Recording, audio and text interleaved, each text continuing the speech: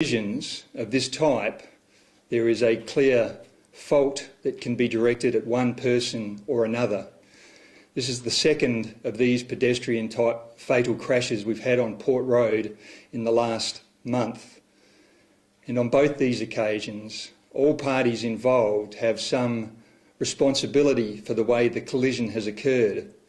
A pedestrian is what we call a vulnerable road user, so a collision between a vehicle and a pedestrian at any speed is going to have catastrophic consequences for the pedestrian.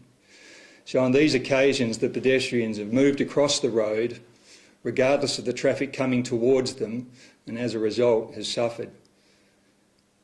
Car drivers and truck drivers and motorcyclists and pedestrians and cyclists also have an obligation to make sure that they are driving with full care and attention, and to anticipate what may be happening. In these cases, the pedestrian has already walked across 2 lanes of Port Road, and for various reasons the oncoming motorist has not seen that person. The second crash occurred at 17:55, so that was on the 14th of November. That was in daylight hours at Port Road, Woodville. Are there any questions? So last night's crash, what can you tell us in terms of the circumstances of that one? Do we know where that victim had been? Had he been at the hotel or had he been somewhere else?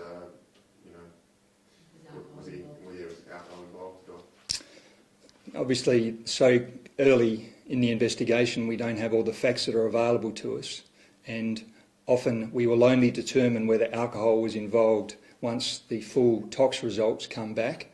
But we have some early indications that intoxication was a factor with the pedestrian. Speed? Is speed a factor?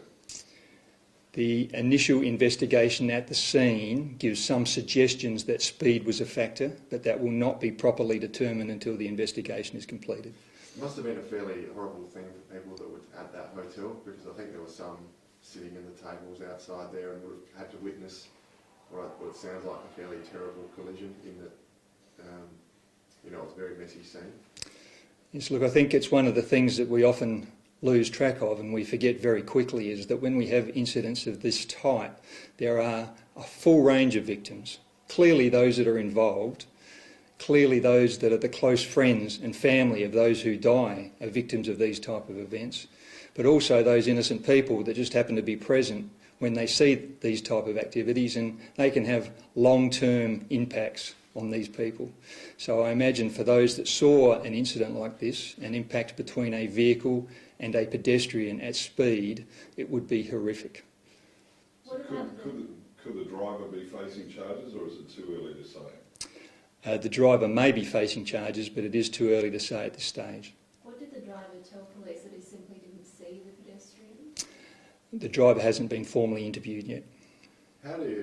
What's led you to believe that maybe intoxication was a factor? Because of evidence surrounding the scene, witness information that has been provided to us, and often what we can do is smell a level of alcohol present. Do we know where the man came from? No. Or where he was going? No.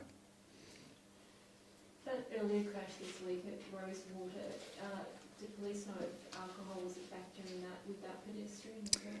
No, we don't have any indications in relation to that crash that alcohol was a factor.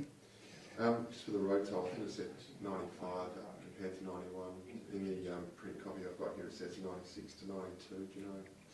Okay, I'm going to have to clarify that. We have had some rapid numbers over a very short time frame, and I didn't have the 2013 figures, so we will confirm that, and if that's what's been provided to you by the media, then that would be the correct numbers.